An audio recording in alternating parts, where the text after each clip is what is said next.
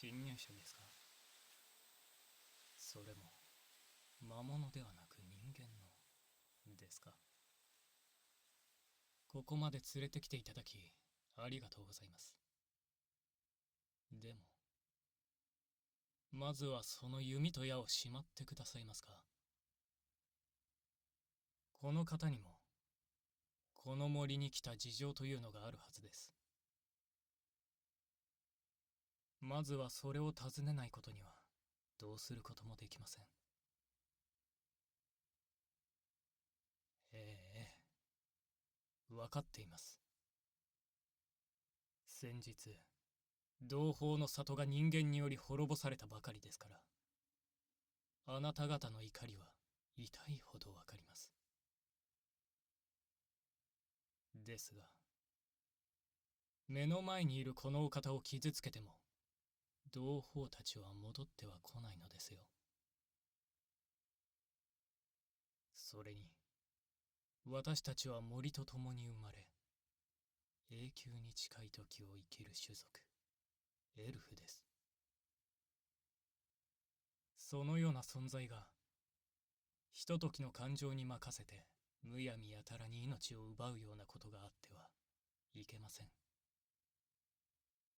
この私も、あなた方のそのような姿を見るのは、あまりにも辛いです。どうか、その怒りを収めてください。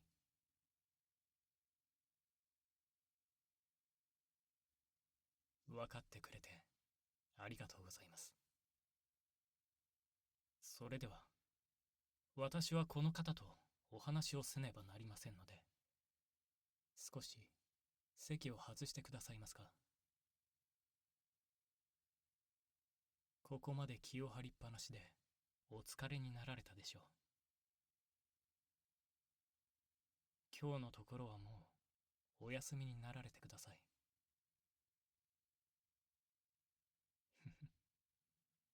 はい。心配には及びません。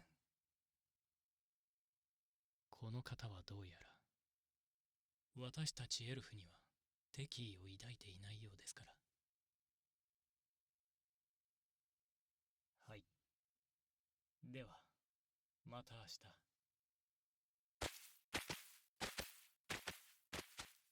おやすみなさい。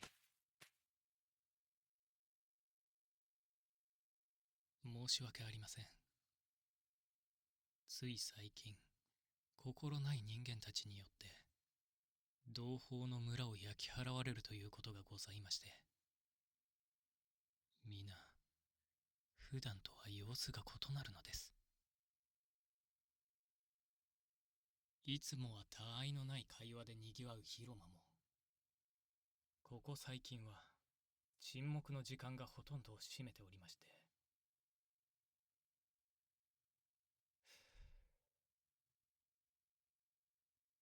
と、すいません。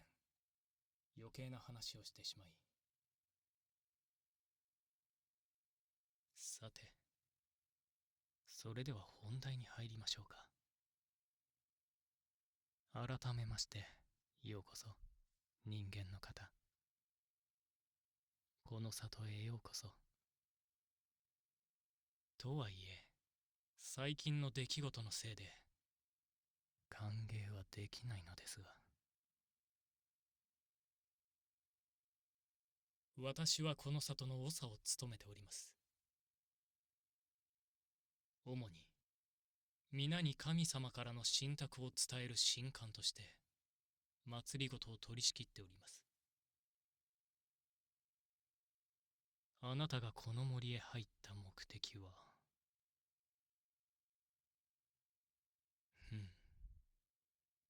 なるほど。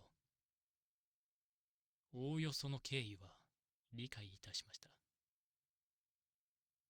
つまるところ、道にお迷いになられたのですね。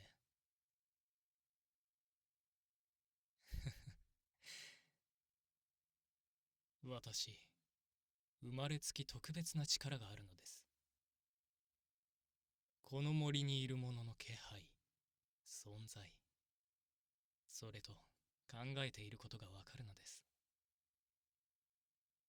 今、あなたが心の中でほんのわずか驚いたのも手に取るように分かっております。とはいえ、あなたの心はいささか単純な形ですけれど、気分を害されたらすみません。エルフでさえ複雑な心を持つ者がほとんどだというのに、人間ともなるとより複雑に絡み合った心を持つ方がほとんどでして。ですから、あなたは、そうですね、まっすぐな心をお持ちなので、何と申しますか、居心地がいいのです。もしかして、どこかでお会いしましたか？もう何千年と生きてきましたので、もしかしたら、あなたの魂とは、何らかの形でお会いしたことがあるのやもしれませんね。前世でしたり、生まれ変わりでしたり、そういったことを考えたことはございますか？もしかしたら、私とあなたは、近しい関係だったのかもしれません。もしそうであれば、何と申しますか、昔からの親友と出会ったかのような気持ちになり、すいません。私一人だけ盛り上がってしまい。はあ、でも本当に懐かしい。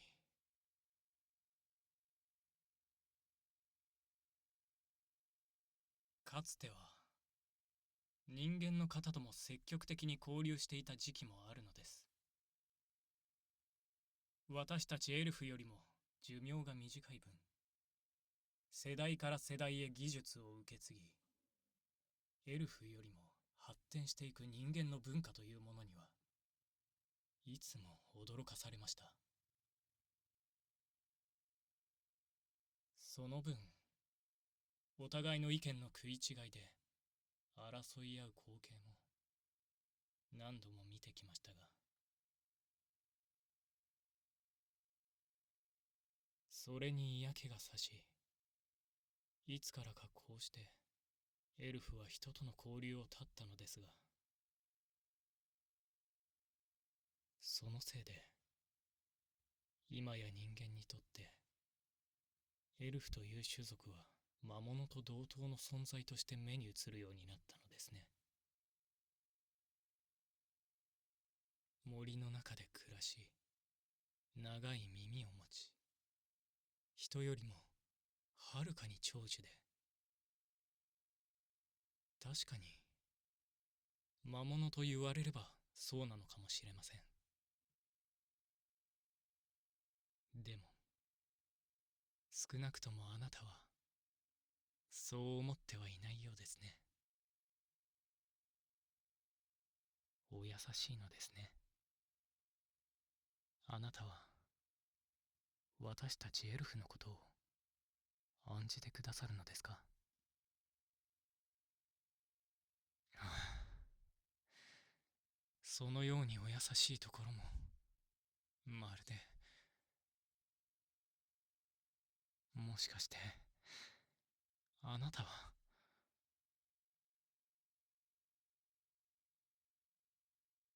ですが、困りましたね。あなたが私たちエルフに害をなさない存在だと十二分に理解はしたのですが、今この里では人間に対して過激な考えを持ったエルフが多くいらっしゃいまして、人間の肉を食らい、人間のような筋肉と知恵をつけ、人間に復讐してやろうという者がいるのです。実は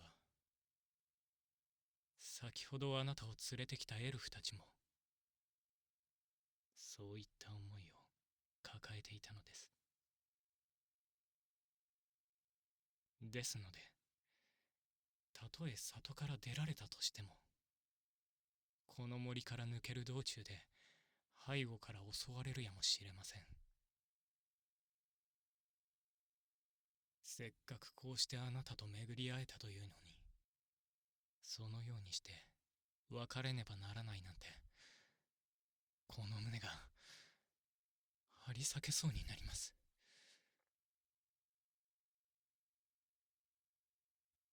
許されるのであれば、このままあなたの手足を拘束し、ここから出さないようにしたいのです。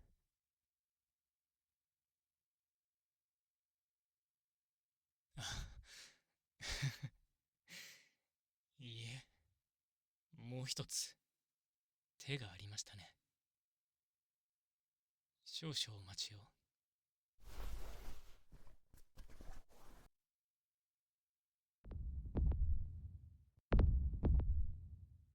こちらを一思いにお飲みになってくださいますか。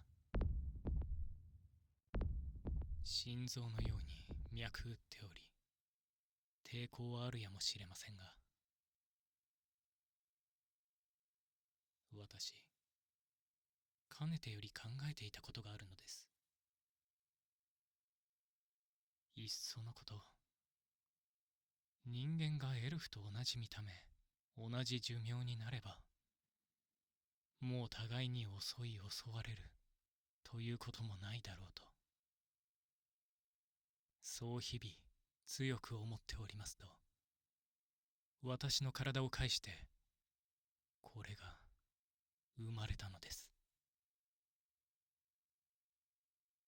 直感、いえ、本能的にと申しましょうか。この用途が分かったのです。これは人間の体内に私の一部を植え付けて、その体をエルフに浄化する薬なのだと。耳も体も思考も、それと寿命も、そのすべてを変えられる、まさに神がくださった奇跡の力なのだと。きっとこれが私に託された役目なのです。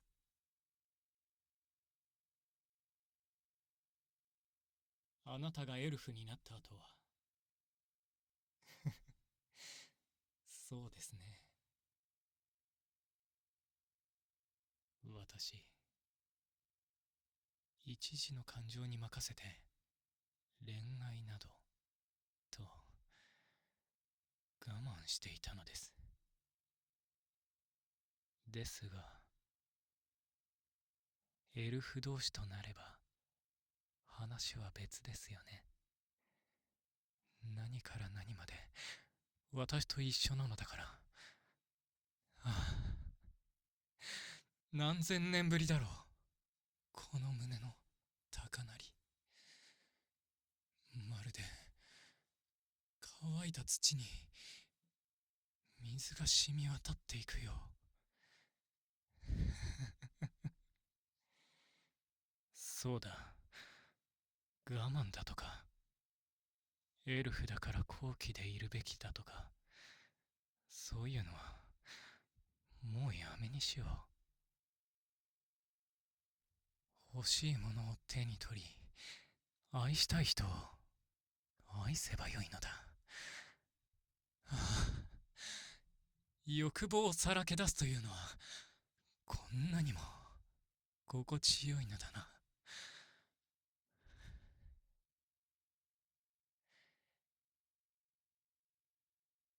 きっと他の皆も賛同してくれるだろう。今日から私たちエルフは生まれ変わるのだ。そのためにも私たちに協力してくださいますよね。そんなに怯えなくとも大丈夫です。いいえ、これはもしかして期待感でしょうか。嬉しいです。あなたも私と同じ気持ちなのですね。ああ、やはりあなたとははるか昔から魂で結びついていたのですね。とても幸せです。それでは気兼ねなく言えますね。エルフになってくださいますよね。お前